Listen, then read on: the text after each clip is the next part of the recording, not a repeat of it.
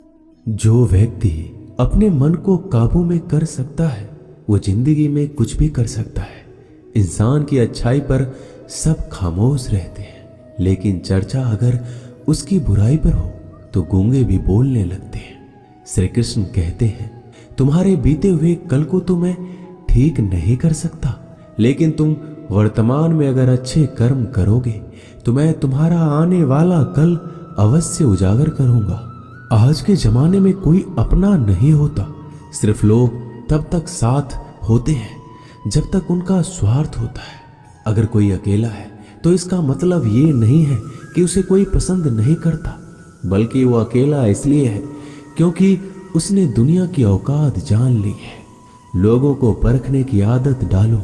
जैसे हर चमकती चीज सोना नहीं होती, वैसे ही हर अच्छा दिखने वाला इंसान सच्चा नहीं होता। अकेले रहने का मजा ही अलग है, ना किसी की जरूरत, ना किसी से उम्मीद। सफाई वहां देनी चाहिए जहां उसे सुनने और समझने वाला एक खुला दिमाग हो। मेहनत एक ऐसी चाबी है जो बंद भाग्य के दरवाजे को भी खोल देती है। डाली से गिरते हुए पत्तों ने क्या खूब कहा है, अगर बोझ बन जाओगे तो अपने ही तुम्हें गिरा देंगे। क्रोध को प्यार से, बुराई को अच्छाई से, स्वार्थ को उदारता से और झूठे व्यक्ति को सच्चाई से जीता जा सकता है। जिस तरह समुद्र के खारे पानी को गर्म करने के बाद नमक के कण दिखाई देते हैं, ठीक उसी तरह से जब हम ध्यान और भक्ति और तप करते हैं तब हमें भगवान के दर्शन हो सकते हैं।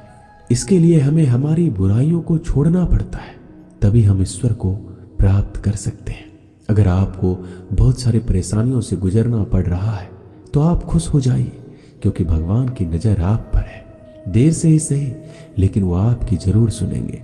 इंसान का भाग्य उन्हीं कर्मों का फल होता है जो उसके लिए अतीत में किए गए हैं। इसी तरह वो लोग जो आज कर्म कर रहे हैं वो उनके आने वाले कल का निर्धारण करते हैं। भगवान बोलते हैं, तू करता वही है जो तू चाहता है, पर होता वही है जो मैं चाहता हूं। तू वही कर जो मैं चाहता हूं, फिर वही होगा जो तू चाहेगा। अतीत को बदला जा सकता है, वर्तमान से बचा नहीं जा सकता। केवल भविष्य को संभालने का कार्य ही वर्तमान में किया जा सकता है। क्या फर्क पड़ता है हमारे पास कितने लाख, कितने करोड़, कितनी गाड़ियां और कितने घर हैं। खानी तो बस दो ही रोटी है, जीनी तो बस एक ही जिंदगी है। फर्क सिर्फ इस बात से पड़ता है कि हमने कितने पल खुशी से बिताए, कितनों की खुशी की वजह हम बन पाए। सुख दुख एक सिक्के के दो पहलू हैं। जहां सुख होगा वहां दुख भी होगा, और जहां दुख होगा वहां सुख भी होगा। इसलिए सुख दुख के बारे में बिना सोचे निरंतर अपने लक्ष्य को प्राप्त करने के लिए प्रयास करते रहना चाहिए।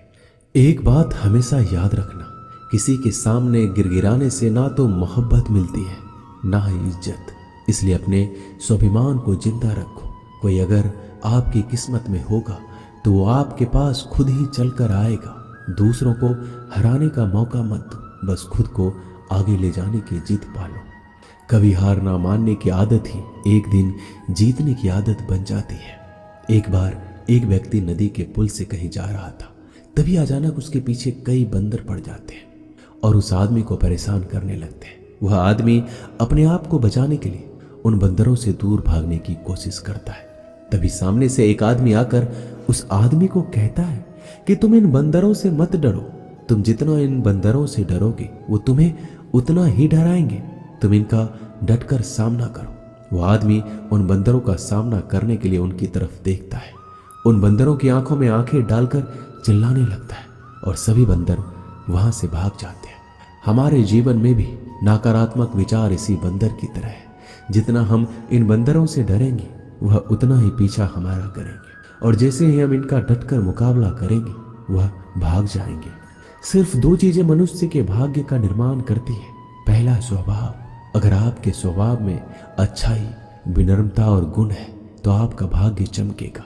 अगर आपका स्वभाव क्रोधी है, आलसी है, तो आपका भाग्य बिगड़ना अनिवार्य है। इसलिए अपने स्वभाव को मधुर और आकर्षित बनाइए। दूसरा, आपकी वाणी। बोलना तो आदमी 2.5 साल की उम्र में ही सीख जाता है, परंतु कब, कैसे और क्या बोलना है ये उसे जिंदगी भर समझ नहीं आता। जिसे ये बोलना आ गया कि कब, कहाँ और कितना बोलना है, समझ लो उसे सफल होने के लिए कोई नहीं रोक सकता।